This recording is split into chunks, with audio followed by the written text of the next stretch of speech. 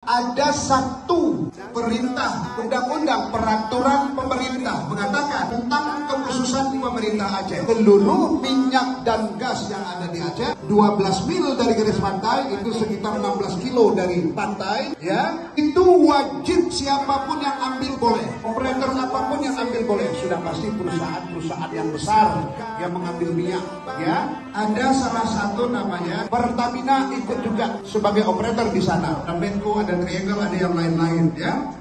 3 tahun kita coba bersuara, kita sampaikan, wahai kalian mengambil minyak di Aceh, di Rantau Perlak, Pertamina, tolong ke bawah pemerintah Aceh.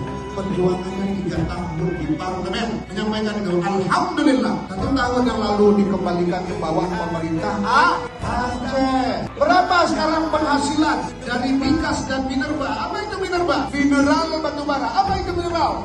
Emas, logam, tembaga, nikel, dan segala macam.